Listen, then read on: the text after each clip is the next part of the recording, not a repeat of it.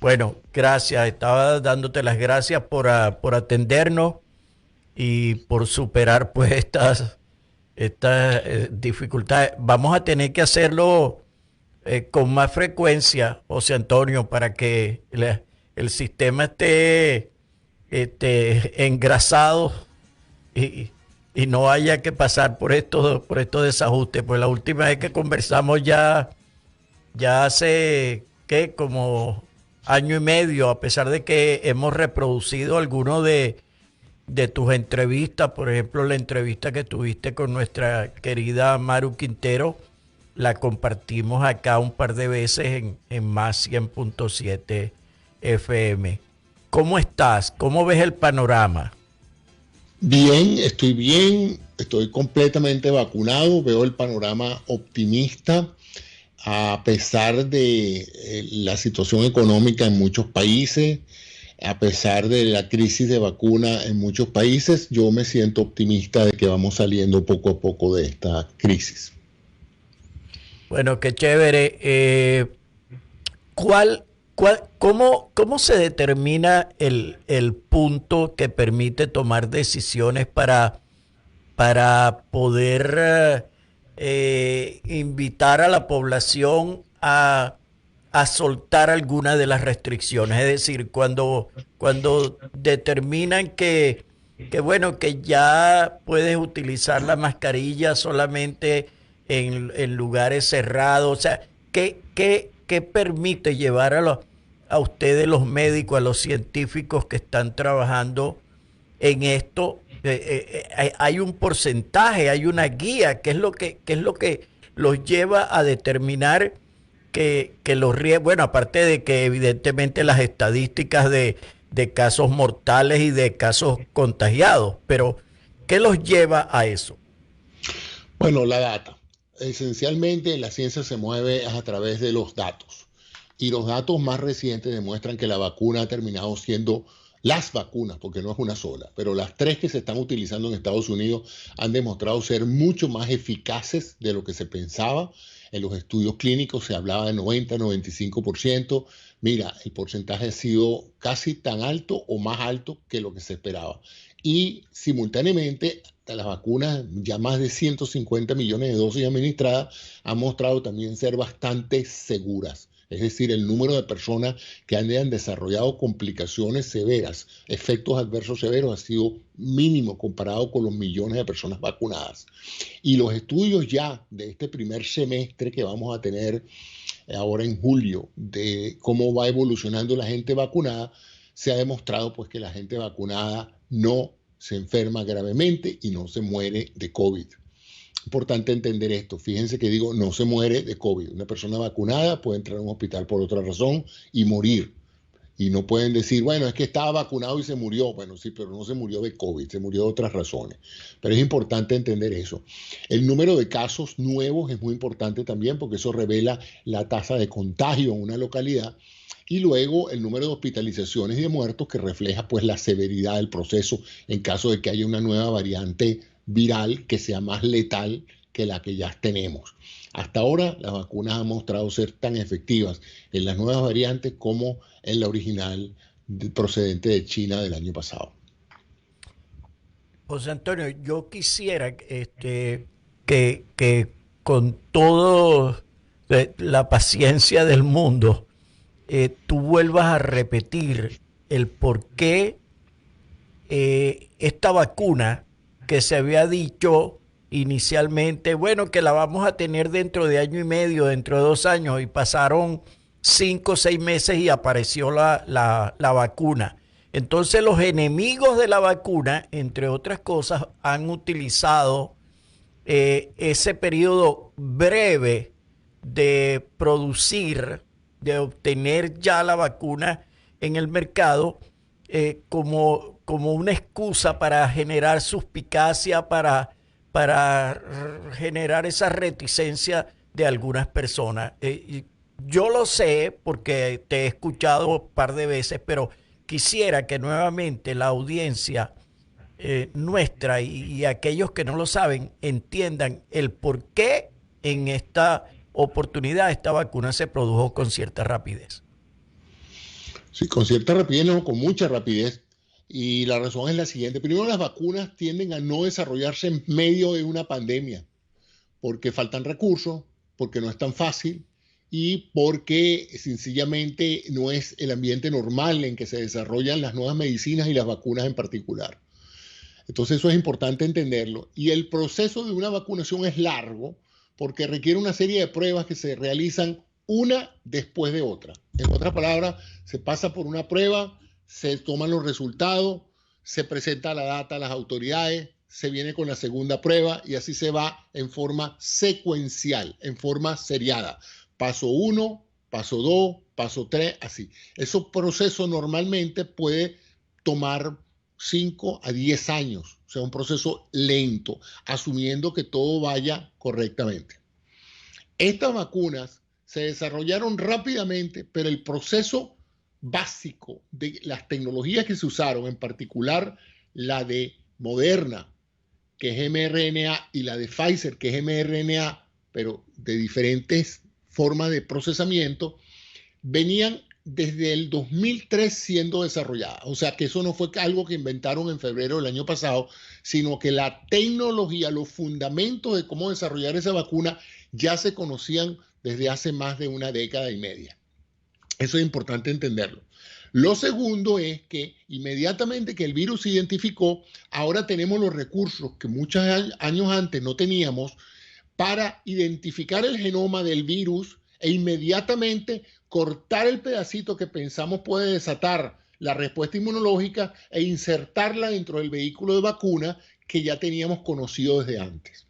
O sea que ya con los fundamentos tecnológicos y los avances de cortar el genoma viral y utilizarlo parcialmente para producir una respuesta inmune, ya llevábamos una ventaja enorme.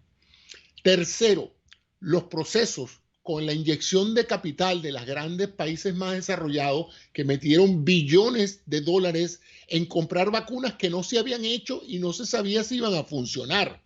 Pero el dinero hace posible muchas cosas y en este caso lo que hizo posible fue el desarrollo en paralelo de muchos de estos procesos. Es decir, que mientras antes había que hacer el 1, 2, 3, 4, 5, aquí se hicieron el 1 y el 3 simultáneamente y el 4 y el 6 estaban simultáneamente. En otras palabras, mientras por un lado estaban desarrollando la vacuna, por otro lado estaban desarrollando las capacidades industriales para producir millones de ellas.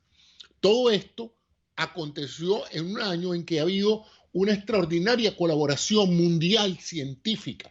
Acuérdate que todas estas compañías son competidoras. Estas son compañías donde una compite por los recursos humanos y técnicos de la otra. En este caso, como la necesidad era tremenda porque había una pandemia mundial que estaba matando millones de personas y de las cuales les recuerdo a aquellos que dicen, bueno, pero no fue tan severa como pensaron. Bueno, pero es que eso no lo sabíamos en febrero del año pasado.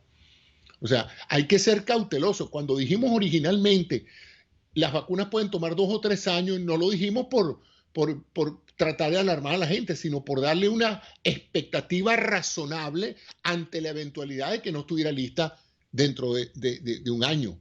Entonces, los que sabían de eso sabían que podían estar listas, lo que no sabían es si iba a funcionar. No se supo si las vacunas iban a funcionar en el segundo y en el tercer y en el cuarto trimestre del año pasado. Fue cuando se presentó la data y sorpresa, sí funcionan y sí son seguras, pero eso no se sabía antes. Entonces yo le pido a la gente que juzga este proceso y que dicen, bueno, esas exageraciones que nos pusieron a echar, a limpiar todo con cloro y nadie podía salir de las casas. Bueno, eso lo sabemos ahora, que a lo mejor algunas de estas decisiones fueron quizás a lo mejor muy aceleradas o muy agresivas, pero es que tienen que entender y ponerse en el miedo que tenían en febrero y en marzo del año que pasado cuando veían ese cerro de cadáveres en Europa o en Asia. Entonces es importante entender eso, que al principio la alarma general fue porque no sabíamos el enemigo con el que estábamos combatiendo, no sabíamos qué tan severo era y no sabíamos si la vacuna iba a funcionar. Todo aparentemente funcionó bien, aparentemente no, ya tenemos evidencia que funcionó bien y aquí tenemos entonces los resultados de un país que está saliendo. Aquí salieron 3 tipos de países efectivamente, exitosamente de esta pandemia. Los que tuvieron la disciplina de obedecer a las autoridades sanitarias guardar su cuarentena y dejarse de tontería y usar su máscara. Los que efectivamente racionalizaron e impusieron el orden de las máscaras, y tercero, los que lograron precomprar las vacunas en grado suficiente y organizar procesos de vacunación masiva, porque una cosa es producir la vacuna y otra es vacunar 25, 30 millones de personas. Eso no es nada fácil, ¿ok? De hecho, cuando comenzamos este año, la administración anterior produjo los recursos para las vacunas, pero no tenía planes de vacunación. O sea, todos estos planes se han hecho en los últimos 4 meses. O sea que eso lo que nos demuestra es que los gobiernos que han manejado esto van a salir más temprano de la crisis, y aquellos gobiernos que no tuvieron esa visión o ese control sobre su población, o tuvieron poblaciones caóticas que no obedecían el distanciamiento social y el uso de las máscaras, pues mira las consecuencias. Mira lo que pasó en India, por ejemplo, un rebote, después que ellos pensaban que habían salido libres de la crisis masiva, pues volvieron a rebotar y en peores condiciones. Entonces, es importante entender eso, de que hay que aceptar las decisiones de la ciencia que están basadas en datos. Esto no es nada más opinión, estos son datos que demuestran algo, y una vez que se demuestran, pues se dice con confianza a la población, deben hacer esto, no deben hacer aquello. A mí me parece excelente que tú señales eso, porque fue preferible que se dijera la vacuna la vamos a tener en 2 años y se tuvo antes, y no que se dijera la vacuna la vamos a tener en 10 meses y pasarán 3 años para tener la vacuna, ¿verdad?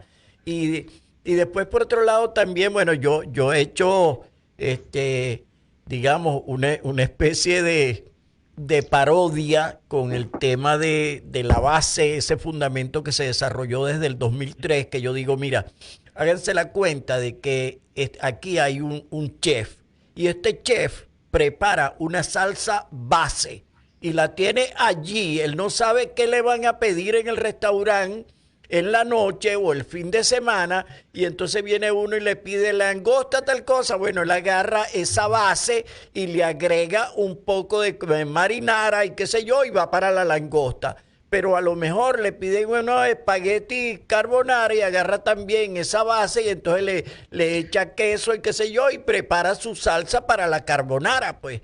Entonces, la analogía es perfecta, eso es exactamente así. Él no empezó de cero a ver si le metía tomate o a ver cómo hacía. La salsa estaba lista, claro, ya se había probado, lo que faltaba era el ingrediente fundamental, claro, y el ingrediente fundamental fue el genoma viral que, claro, se conoció en febrero del año 2020. Ok, mira, son 15 minutos después de la hora, y tengo una pregunta también bien importante y bien interesante. Es, ¿cuánto tiempo se estima que dura la inmunidad? Es decir, tú te vacunaste, yo me vacuné. ¿Cómo sabemos cuándo tenemos, qué se sabe cuándo nos tocaría volvernos a vacunar? Y de una vez te voy a hacer la pregunta subsiguiente, que es, por ejemplo, en mi caso, que me puse la Pfizer, cuando me toque el llamado refuerzo, ¿tiene que ser otra vez también de 2 dosis o puede que sea una sola? ¿Sabes algo? La primera respuesta es solo el tiempo lo dirá. Podemos hacer cualquier tipo de conjeturas, pero habrá que esperar a finales de este año, explorar la sangre de los pacientes vacunados, ver cómo está su título de anticuerpos, de inmunoglobulinas, ver si todavía tienen una inmunidad importante circulando en su sangre, para entonces decir con certeza si la vacuna todavía sigue siendo efectiva o no, la vacuna necesita un refuerzo. También habrá que probar si el refuerzo tiene que ser de la misma vacuna o podría ser la aplicación de otra vacuna. Y también puede ser que si para ese entonces hay una nueva variante en la comunidad que muestre unas características inmunogénicas diferentes al virus anterior, haya que rápidamente hacer otra salsa marinada como la que tú acabas de describir. En otras palabras, retomar la tecnología que ya conocemos con los mismos procesos industriales, con los mismos elementos para producir eso en 3 meses. El presidente de Pfizer ha dicho que si surge una nueva variante, para que tú veas lo que es trabajar sobre un trabajo ya conocido, ¿no? Si surgiera mañana una nueva variante viral, en 3 meses Pfizer tiene otra vacuna. En 3. Si antes tuvimos 9, 10 meses, ahora en 3 meses, con el nuevo código del virus, Pfizer puede producir una nueva variante, una nueva vacuna para la nueva variante. Así están de confiados ellos en esta tecnología que es innovadora, porque nunca antes se habían hecho vacunas de este tipo.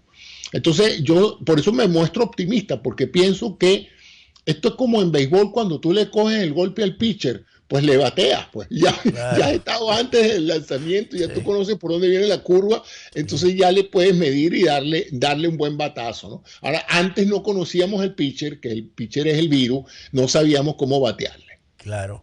Ahora fíjate, cuando llegue esa etapa de verificar a través de la muestra de sangre, cómo están los niveles de inmunidad. Entonces, hay personas que evidentemente, a pesar de haber estado vacunadas, pueden caer en un contagio. ¿Se sabe si sería fatal o la persona pudiese resistir si es contagiado porque ya le han bajado los niveles de inmunidad?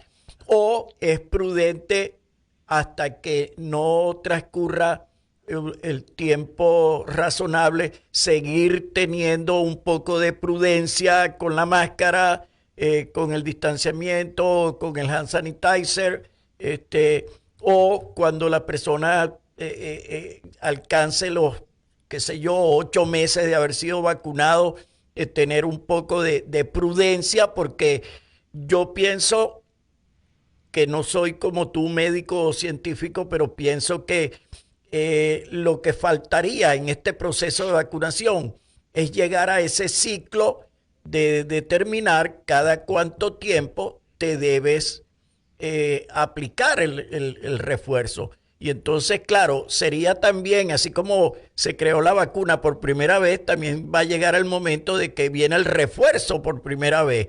Entonces, ¿será cada 8 meses o será cada año o será cada año y medio? Bueno, eso todavía no lo sabemos.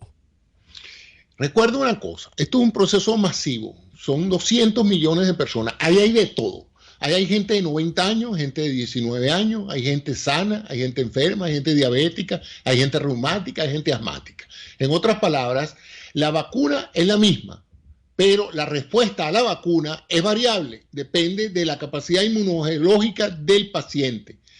En el mismo paciente, o sea, en ti o en mí o en cualquiera, nuestra respuesta inmune puede ser mejor en marzo que en agosto. En otras palabras, eso no es una condición estable que uno puede decir, no, ya yo estoy inmunizado y voy a estar así perfecto. No, porque uno tiene niveles de salud variables, como todo el que agarra un resfriado en una etapa del año y en otra etapa del año no agarra el resfriado. No es porque no esté el virus, es porque en ese momento en que agarró el resfriado estaba susceptible a la virosis.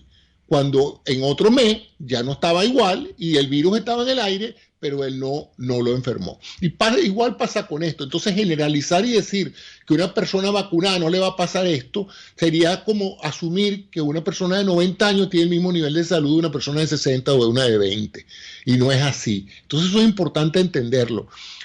Todo el que esté vacunado toma unos 15 a 20 días hasta que esa inmunidad es sólida y estable. Todo hace pensar que las personas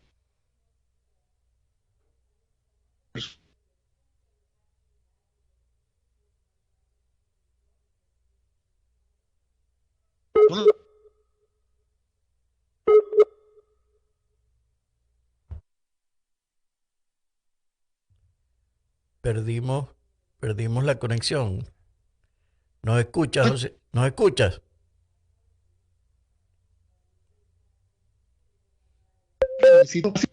Aló, ahora no sé si me estás copiando. Ok.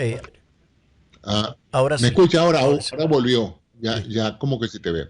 Bueno, te decía entonces que la inmunidad es variable y que todo hace pensar que el refuerzo solamente va a ser necesario una vez para reforzar la inmunidad anterior ya adquirida.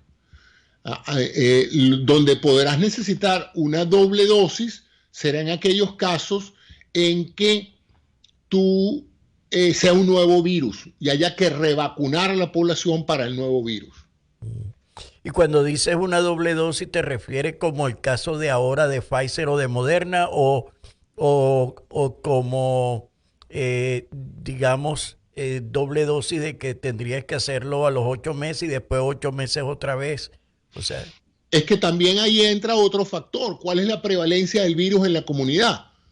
Si tú estás en un pueblo en Alaska donde no ha habido un caso de COVID en los últimos 6 meses, tú no necesitarías técnicamente el reforzamiento, porque tú vives en una comunidad donde no está el virus.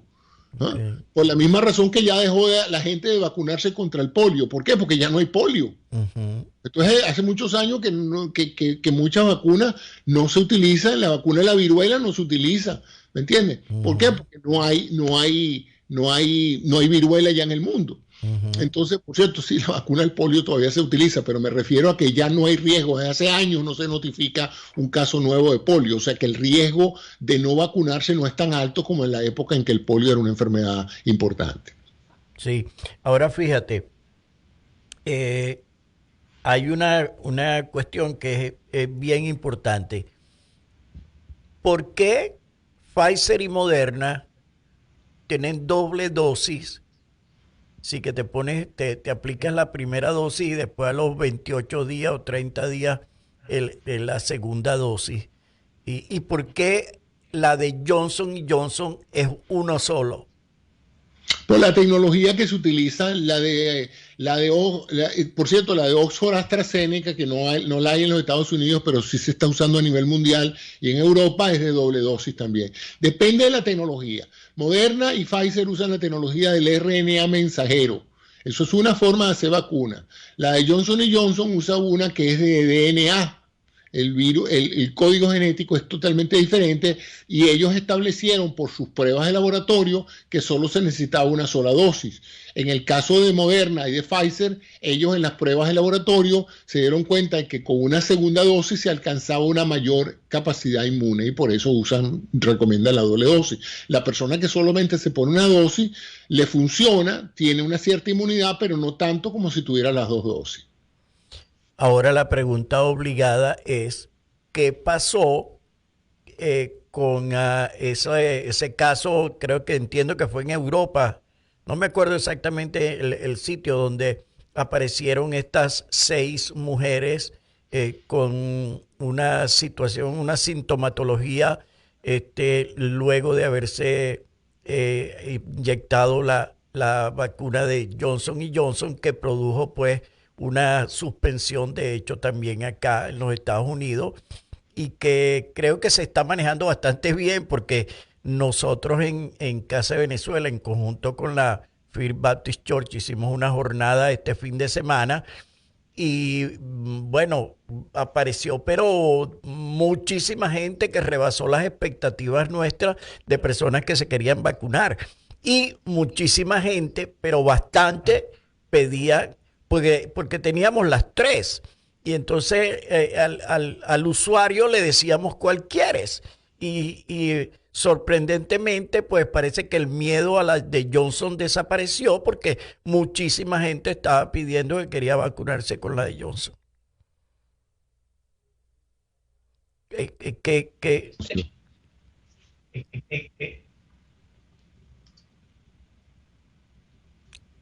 ¿Aló? Ajá, ¿me escuchaste? Ajá.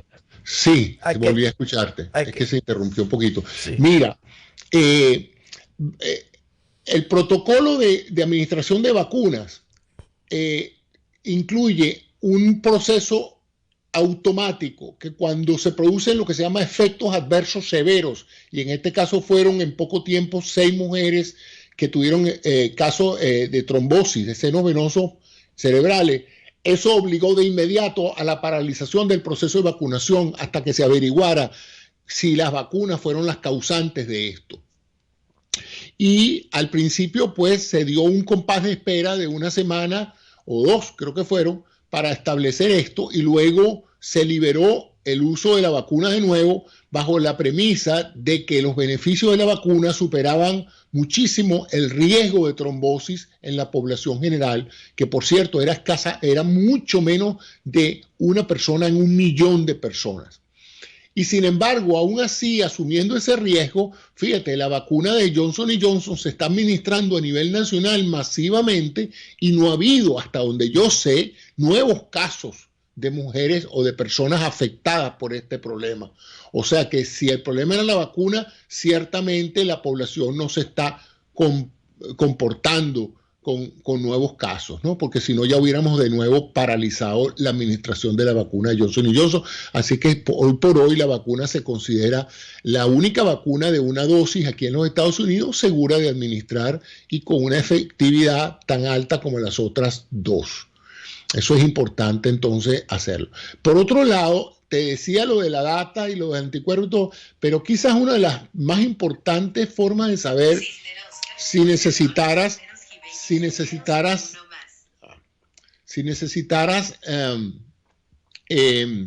aplicar una nueva vacuna o una nueva dosis de vacuna, va a ser si empezara a subir el número de pacientes hospitalizados graves que se han sido vacunados. Si tuviéramos una estadística donde empezara a llegar a gente a los hospitales masivamente con enfermos de COVID, habiendo sido vacunados apropiadamente, podríamos pensar entonces que estamos confrontando o una nueva cepa o que ya las vacunas han perdido su efectividad.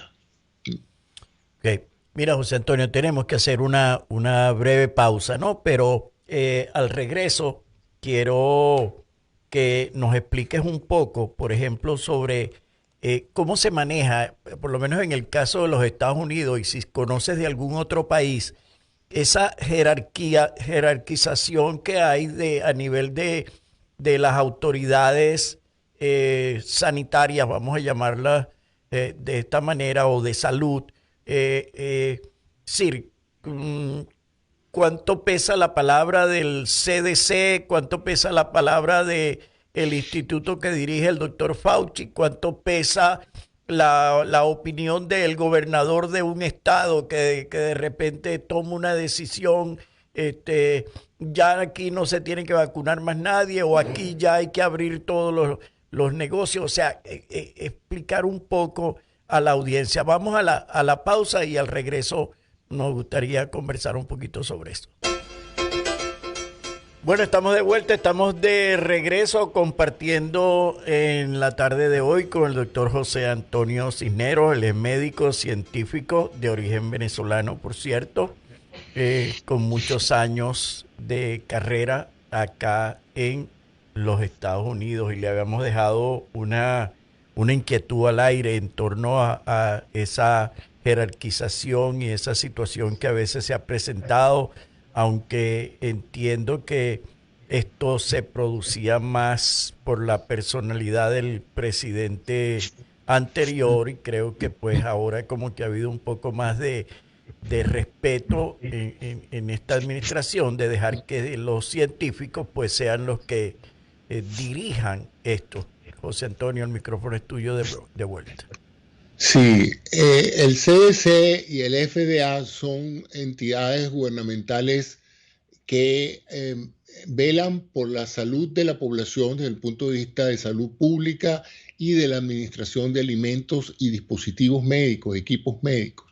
Sin embargo, su función es asesorar y hacer recomendaciones. En otras palabras, ellos no tienen poder alguno de implementar las recomendaciones que ellos hacen.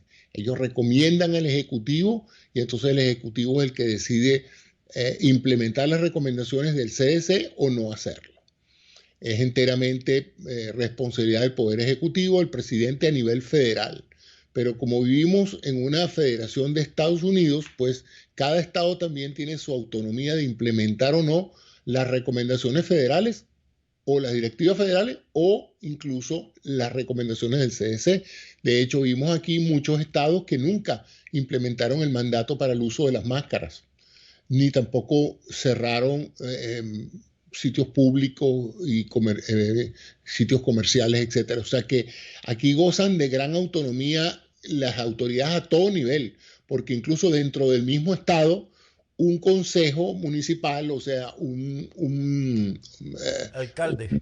Un alcalde puede en un momento dado en su municipio, esa era la palabra que estaba buscando, en su municipio implementar una reglamentación diferente a la de un municipio ajeno. Aquí en Miami-Dade se implementaron políticas que no se implementaron en Broward o en Palm Beach. O sea que aquí hay una gran autonomía, se puede o no seguir las recomendaciones del CDC. Lo lógico es que los políticos efectúen las acciones necesarias para que se cumplan las recomendaciones del aparato científico tecnológico del país. Ahora, cada presidente tiene su línea política diferente. Tú ves el caso de Brasil, tú ves el caso de Alemania, tú ves el caso de Taiwán, Corea del Sur, países donde la parte política fue subordinada a las decisiones científicas. Los médicos y los científicos dijeron, esto es lo que hay que hacer, y los políticos dijeron, pues eso es lo que se hace, ya está. No, aquí no hay más nada que discutir.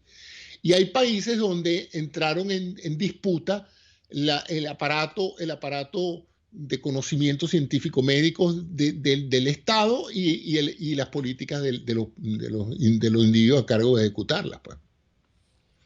Ok. Bueno, alguien me escribió y me hace una pregunta, y es que ¿por qué en el caso de las vacunas que se aplican la doble dosis, por qué la aplicación de la segunda dosis se ha caracterizado por producir unos efectos secundarios? Es decir, la gente le ponen la primera dosis y sale muy campante, pero cuando le toca a los 20 y tantos días la segunda dosis, entonces cae en cama o dolores muy fuertes o inmovilidad en el brazo, ese tipo de circunstancias. ¿A qué puede deberse eso? Bueno, eso se debe a lo siguiente. El malestar que tú sientes cuando te enfermas lo produce el virus, pero el agente causante de ese malestar es tu sistema inmunológico defendiéndose del virus. En otras palabras, cuando tú tienes fiebre, eso indica que tu sistema ha detectado un intruso y ha aumentado la temperatura corporal para poder combatir más eficazmente el intruso. En la primera vacuna, tú recibes un intruso que es un código diferente, una proteína nueva que el cuerpo no conoce, y el cuerpo se pone a fabricar anticuerpos contra esa proteína. No se genera mayor efecto porque sencillamente el sistema no está ya entrenado cómo actuar, está aprendiendo. Pero cuando 20 días después, 25 días después, te ponen la segunda dosis, ya tú tienes anticuerpos contra esa proteína. Y en el momento en que entra la proteína de nuevo al músculo, en el brazo donde te la están poniendo, ya los anticuerpos se aposentan de ese sitio, inflaman el sitio, producen dolor y se produce todo ese malestar que debería ser bienvenido, porque eso significa que, como decían antes las madres, la vacuna aprendió. Entonces eso significa que la respuesta inmunológica se produjo. Y eso es un signo de que la vacuna funcionó. Yo me alarmaría mucho si una persona le pusieran una vacuna una segunda vez y no sufriera absolutamente nada. Habría dos posibilidades, ¿no? O tiene un sistema inmunológico muy eficiente que no necesita producir una respuesta mayor, o no le pusieron ninguna vacuna y realmente lo engañaron, ¿no? ¿Y será eso lo que me pasó a mí? Porque yo no sentí absolutamente nada. Yo tampoco sentí mucho, ¿no? Sí. Pero yo sí sé que me pusieron mi vacuna. No te lo digo porque yo he visto videos que andan circulando por aquí, no de Estados Unidos, pero de otros países, sí, donde simulaban que le inyectaban a la gente la vacuna, ¿no? Claro, sí, también los vi. Pero ciertamente yo diría que en mi caso particular, cuando me pusieron la segunda dosis, yo sentí mucho menos que cuando la primera vez, pues, y por eso yo no entendía cuando venían personas que hablaban del malestar y que me dio fiebre y que me duele el brazo y que estoy en cama. Ahora, en base a lo que tú acabas de decir, Entonces, no es que se les inyectó, no es que se les inyecte el virus a la gente como muchas No. personas dicen por allí, que es que te inyectan el virus. Entonces, no es así. Se les inyecta una proteína, esencialmente se les inyecta una copia parcial del código genético que produce la proteína de espiga, esa coronita que tiene el coronavirus. Ujú. Esa coronita es la que le permite a él entrar a la célula. Eso es una proteína que se llama la proteína S, por, por espiga, SPICS. Entonces, esa proteína la atacan los anticuerpos y evitan que el virus entre a la célula, se replique y te enferme. Ahora, la gente tiene la visión equivocada de que la vacuna evita que el virus entre a tu cuerpo. Lo único que puede evitar que el virus llegue a tu cuerpo es que tú te hayas metido en una cápsula hermética o que guardes distanciamiento social o que uses la máscara. Pero el virus va a entrar a tu cuerpo. Lo que pasa es que si tú estás vacunado, rápidamente esos anticuerpos van a aniquilar ese virus y no te vas a enfermar. Ahora, la gente dice, bueno, pero entonces sí te puedes infectar. Todo se puede infectar, la mesa se puede infectar, la puerta se puede infectar y la gente también se puede infectar, porque a menos que tú bloquees físicamente la entrada del virus al cuerpo, el virus va a entrar. Lo que pasa es que no va a encontrar una tierra fértil para replicarse. Ok, mira, tengo otra inquietud que es, y en base a esto último que acabas de señalar, o sea, ¿puede una persona, aunque está vacunada, ser portador del virus? Sí.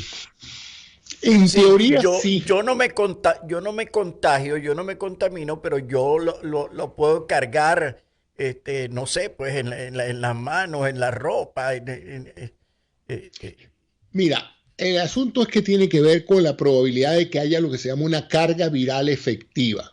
O sea, a ti no te infecta un virus, a ti te infecta una comunidad de virus en el orden de los millones de virones. En otras palabras, eso tiene que ser como un ejército de 100.000 hombres, de 100.000 virus para poderte infectar. No es que te va a infectar un virus. Entonces, en ese sentido, la persona vacunada no produce tantos virus como para infectar a otras personas, pero no puede descartarse, como te dije, de que una persona vacunada que no tenga un sistema inmune efectivo, pero por supuesto que claro que puede infectar a otra persona. Eso puede pasar. Poco probable, pero en biología, cuando tú tienes 200 millones de personas, cada uno diferente a otro, muchas cosas pueden pasar. Y aquí lo que hay que trabajar es con las probabilidades. La probabilidad es muy baja de que tú puedas transformarte en un agente infeccioso importante. Por eso fue ahora que tenemos la evidencia, por eso fue que dijeron, el CDC recomendó no, pero le advirtió a las personas que si estaban alrededor de personas vacunadas, perfectamente podían quitarse la máscara y podían abrazar a sus familiares y amigos sin temor a contagiarlos o a enfermarse de ellos. ¿Por qué? Porque la data así lo sugiere. ¿Y qué le respondes a aquellas personas que comentan y que circula incluso en redes sociales que con la vacuna te están poniendo magneto, te están poniendo un chip, o sea, que bueno, que te van a controlar el resto de tus días, te van a controlar tu vida, la van a detectar todo. O sea, me suena un poco aquello de hace años cuando en Venezuela aquel, aquel político de pacotilla dijo que las antenas de DirecTV eran para los gringos saber lo que estaba pasando dentro de tu casa. Entonces, Así es.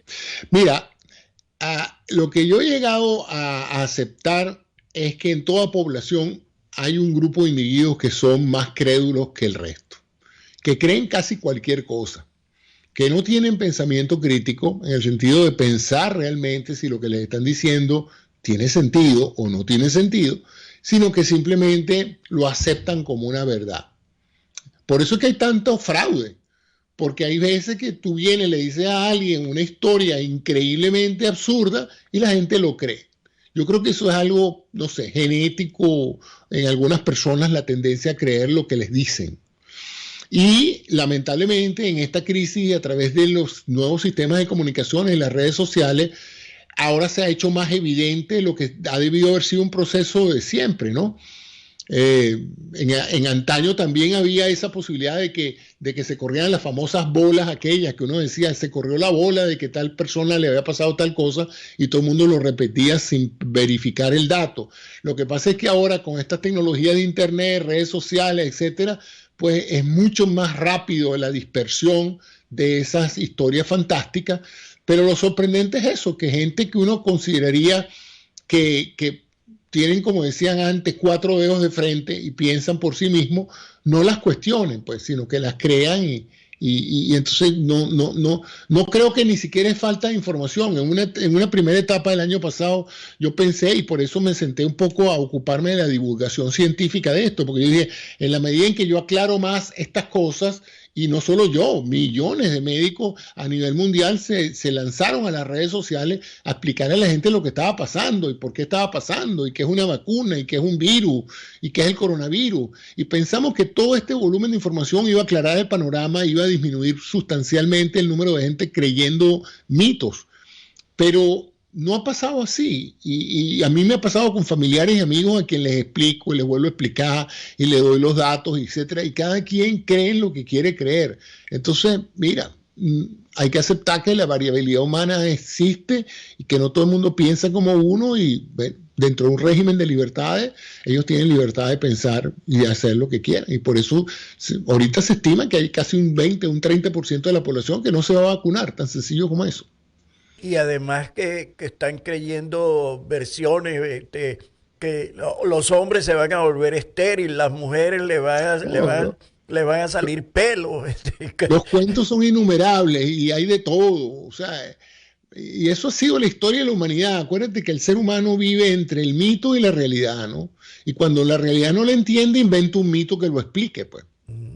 Y en la población latina, pues también es preocupante porque pareciera que el porcentaje de personas creyentes de estos mitos como que fuese más alto, ¿no?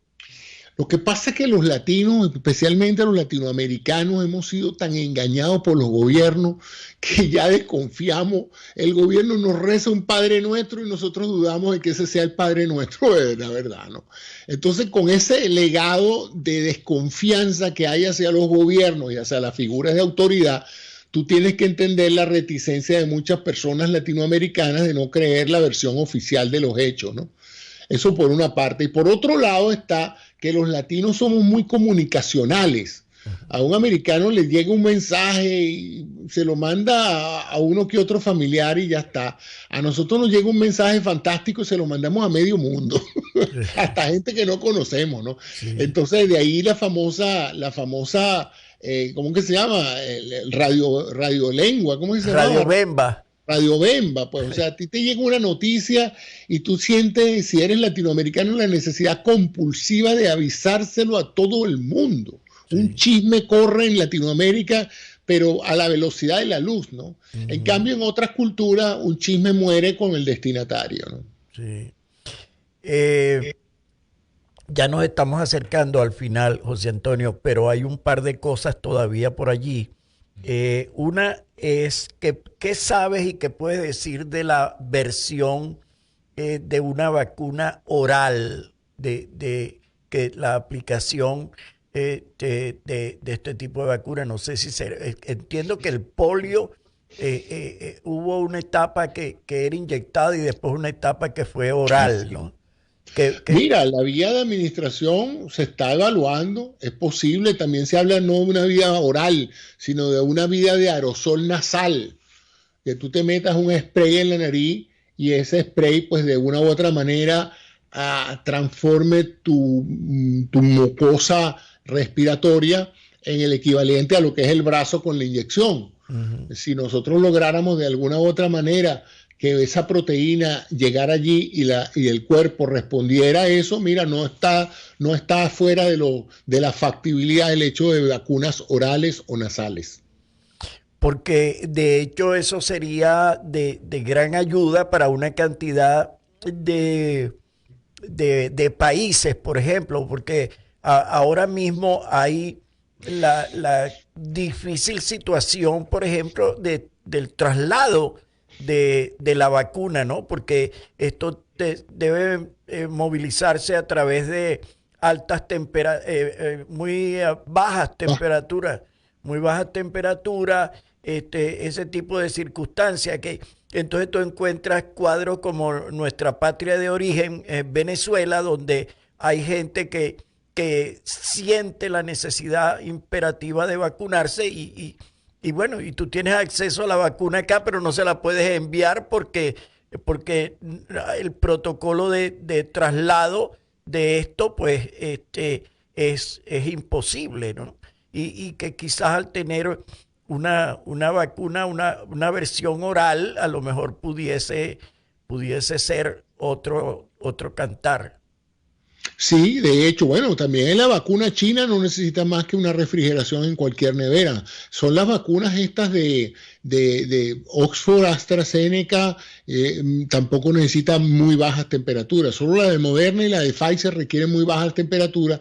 La de Johnson y Johnson menos que eso, pero Oxford, AstraZeneca, la vacuna de Sinovac, hay varias vacunas adicionales que están saliendo nuevas que son vacunas tradicionales, no son de código genético de mRNA y no necesitan esa refrigeración tan agresiva.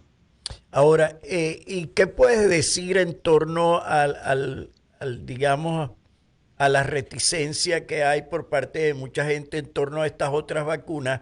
Porque obviamente, pues, todo el mundo sabe que en los Estados Unidos es Pfizer, Moderna y Johnson. Entonces, cuando tú hablas de AstraZeneca o hablas de cualquiera de las otras o hablas de la versión china o hablas de la versión rusa, entonces la gente empieza como que si ya de por sí le tienen miedo a estas reconocidas, que imagínate en relación a las otras. Ahora, ¿cuán seguras son también estas otras vacunas que son básicamente las que están yendo a nuestros países de América Latina? Bueno, mira, la vacuna de Sputnik, la rusa, es muy similar a la de Oxford AstraZeneca. Usa la misma tecnología, usa el mismo vehículo, usa el mismo virus para penetrar en la célula. O sea, es muy parecida. Y ya se ha administrado no solamente en Rusia, sino en muchos otros países. Es la que se está administrando ahorita en Venezuela. Y hasta ahora yo no he visto documentación de efectos adversos importantes. Si los ha habido, pues o lo han encubierto muy bien o no los ha habido. Y por otro lado, la eficacia hasta ahora de los estudios publicados en revistas internacionales demuestra que son bastante efectivas. O sea que no hay que pensar que porque la vacuna es rusa o es china no funciona. Quizás no funcionen tan bien como las altas cifras de efectividad de las vacunas de Oxford, de Moderna y de Pfizer, que están sobre el 90%, pero en este momento de la pandemia cualquier porcentaje de vacunación por encima del 60% es valiosísimo y casi todas las vacunas hasta ahora están sobre el 60%. Exacto, ahora que hablas de ese porcentaje para digamos, cerrar por esta oportunidad del día de hoy, ¿cuál crees que es el goal, el objetivo próximo a lograrse acá en los Estados Unidos en cuanto a porcentaje y niveles de vacunación y qué recomendación final puedes hacer para la población? En teoría, la inmunidad de rebaño se alcanza entre un 70 y un 80%. Ahora, eso es irrelevante de decir, bueno, pero hemos vacunado 80% de la población, ya deberíamos tener inmunidad de rebaño. Bueno, si los pacientes siguen llegando al hospital y siguen saliendo positivos, pues obviamente no se ha alcanzado. Hay que vacunar más agresivamente. Ahora, si ya probablemente con un 60% de vacunación ha disminuido sustancialmente, pues bueno, acuérdate que la inmunidad de rebaño no solamente se alcanza por la vía de la vacunación, sino por la vía de personas que se infectaron y superaron la enfermedad en forma natural. Eso también quedaron inmunes, eso se autovacunaron.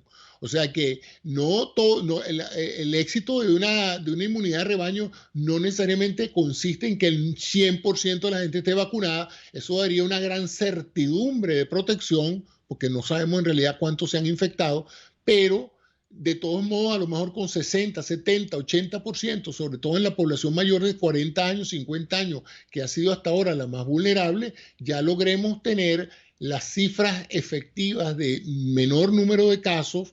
Ya muchos países no han tenido un caso de COVID en los últimos 3 meses y no han visto un hospitalizado. Tengo entendido que ya en California no ha habido una sola admisión a hospitales por razones de COVID. Entonces, bueno, de una u otra manera, la vacunación en California fue efectiva. Lo mismo está en el estado de Washington, en la ciudad de Seattle. Esta mañana vi un reporte de que ellos ya están prácticamente confiados de que han logrado la inmunidad de rebaño en esas ciudades con una vacunación bastante efectiva. Que, por cierto, eso ha sido un éxito enorme de esta administración, que ahorita donde tú vas te ofrecen la vacuna.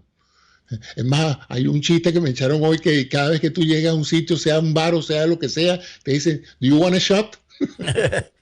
Y no te están hablando de un trago. Exacto, exactamente. Y no es un tequila, es la vacuna. No, están vacunando en todo. Aquí ha habido juegos de béisbol donde en la entrada hay un apartado donde te dicen, si quieres entra y te vacunas, ves el juego y te vacunas al mismo tiempo. No, incluso ahí está donde están pagándole a la gente en dinero. Iba a decirte eso porque escuché ayer en radio que había una opción acá en Florida Central donde te están ofreciendo un gift card, no me acuerdo si eran 10 o 20 dólares, a todas las personas que asistieran a vacunarse, pues. Entonces, yo encuentro eso fascinante. Cuando el presidente Biden dijo que en 100 días iba a administrar 100 millones de vacunas, yo dije, wow, vamos a ver, porque eso no es fácil, 100 millones de personas, ¿no? 100 millones de vacunadores. Yo pensé igual. Yo pensé igual, yo dije, y cuando dijo, no, para abril, ¿para qué? Para junio, para el 4 de julio, usted va a poder ir a cualquier supermercado y farmacia y va a haber vacunas de sobra. Mira, no hemos llegado a julio y ya lo hay. Tú vas a Publix y ves gente vacunándose.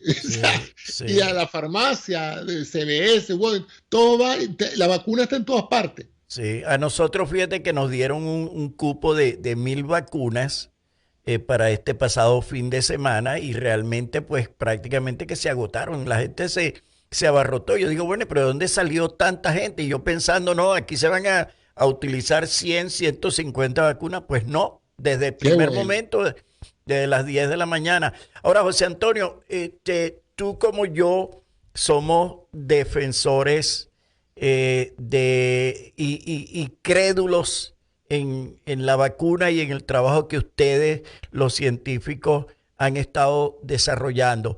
Pero en paralelo a aquellas personas que no creen en la vacuna, que no se quieren vacunar, ¿qué consejo le das en cuanto a prevención, en cuanto a subir el sistema inmunológico para frenar un poco la contaminación?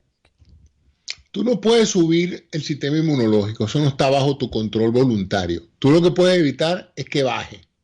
Okay. Baja el consumo de alcohol, aliméntate bien, haz ejercicio, coge aire fresco, exponte al sol, todas esas cosas ayudan al sistema inmunológico a no decaer. Okay. Ahora, que tú puedas tomar una pastilla o una merengada o algo que sube el sistema inmunológico, hasta ahora no hay nada demostrado que pueda impulsar eso. El sistema inmunológico funciona en forma dinámica. Una cosa en la mañana, otra cosa en la tarde. Por eso es que hay ciertas mayores probabilidades de contagiar una virosis en unas ciertas horas del día y en otras no, y en una cierta época del año y en otras no. O sea, eso es la forma en que eso funciona. ¿Qué le diría a estas personas? Bueno, mira, yo creo que ya se les ha dicho tanto la importancia que tiene que sin la colaboración de ellos, sin ese mínimo esfuerzo de ponerse una vacuna segura y efectiva, no vamos a poder regresar a la completa normalidad hasta que ese virus no encuentre un ser humano donde meterse. Y la única manera de que él no encuentre un ser humano donde meterse es que todo el mundo esté vacunado. Mientras haya un grupo de personas en una comunidad que no tengan esos anticuerpos, el virus está feliz, encuentra una noche donde pernoctar y donde replicarse. Entonces no ayudan en lo posible a reducir el número de víctimas y a evitar salir de esto cuanto antes. Estas son personas que hasta ahora de alguna manera tienen que luchar contra sus propios miedos. ¿Y cómo luchas? Informándote, ganando credibilidad, entendiendo que mira a tu alrededor, casi todas las personas vacunadas están allí, no se han ido, no se han convertido en monstruos, no han cambiado su vida. Y en términos de que, bueno, que dentro de 3 o 4 años puede venir un efecto. Los efectos de las vacunas son relativamente rápidos porque esas son proteínas que se degradan rápidamente. Esa vacuna no va a estar allí 3 años. Esa vacuna en cuestión de 24 horas después que genera el efecto que se quiere desarrollar, de instruir al sistema inmunológico para combatir el virus, esa vacuna desaparece. Claro. Entonces es interesante que no piensen que dentro de 4 o 5 años que mi tataranieto va a tener cambios genéticos. No, eso no es así, eso no funciona así, porque no se está inyectando ni el virus, ni se está inyectando nada que cambie o modifique tu forma de codificar tus proteínas y tal. Lo que se está buscando es generar anticuerpos contra la proteína del virus. Eso es lo que se está haciendo, se hace, se cumple, dura un tiempo y pasa. Claro, claro. Entonces pero como te dije, hay gente que a pesar de toda esta explicación, a pesar de que ve que toda su familia se ha vacunado, ellos tienen miedo. Y como decía mi madre, el miedo es libre. Es libre. Yo lo comparo, José Antonio, con que tú agarras y vayas una noche y te tomaste 4 whisky o 4 shots de tequila. Entonces, sí, a lo mejor el otro día todavía amaneces con la resaca y un poco, pero si a ti te duele la cabeza 15 días después, entonces le vas a echar la culpa a que te tomaste 4 whisky 2 semanas atrás o cuatro tequilas 2 semanas atrás. Eso no tiene sentido, pues. Me gustan tus analogías, Willy. Exactamente así. Exactamente así, ¿vale? Sí. Y es increíble. Yo le digo a la gente que traten en lo posible de ver las cosas con normalidad. Esa es otra cosa, el miedo relativo. No es que yo le tengo miedo a las consecuencias de la vacuna, sí, pero entonces manejan bajo la influencia del alcohol, manejan agresivamente, se toman medicinas que son 10 veces más peligrosas. Fumas que hace daño. Y a ti no te da más miedo lo que estás tomando ahorita para la hipertensión arterial, la droga que estás tomando para la ansiedad. Eso no te... Tú has visto los efectos colaterales de esas propagandas que ponen en televisión de medicamentos de uso corriente, donde te ponen la letanía de cosas que te pueden pasar en algunos casos. Eso es 10 veces más peligroso que la vacuna. Y sin embargo, esa gente, no sé por qué, tiene miedo de las consecuencias de la vacuna. Gente que está tomando otros medicamentos que son 3 veces más peligrosos que eso. José Antonio, bueno, ya nos pasamos un par de minutos del tiempo. Me gustaría, si es de tu agrado, dar alguno de tus contactos, por si alguna de las personas que te han estado escuchando de alguna manera u otra quisieran hacer algún contacto contigo o seguirte en tus redes sociales, y además darte pues las inmensas gracias y has demostrado una vez más por qué nos sentimos tan orgullosos de tu amistad y nos sentimos tan orgullosos del trabajo que vienes haciendo. Gracias, William, gracias. Bueno, mira, yo estoy en todas partes en las redes porque soy un tipo bien activo y bien curioso, pero he concentrado toda mi colección de contenidos en mi página web, que es doctorcisneros.com. Sencillito, ahí está todo, mis programas de YouTube, todas las cosas que yo hago en relación con esto están allí. doctorcisneros.com. Lo pueden escribir doctor como la palabra D-O-C-T-O-R, doctor, o lo pueden poner como drcisneros.com. E igual forma caen allí está una reseña de quién soy, de qué he hecho, y están mis programas de toda índole, porque no solamente hablo o comento temas de salud, sino de tecnología y de muchas otras cosas. Bueno, José Antonio, inmensas gracias. Hasta la próxima. Gracias a ti, William. Buenas noches. Buenas noches.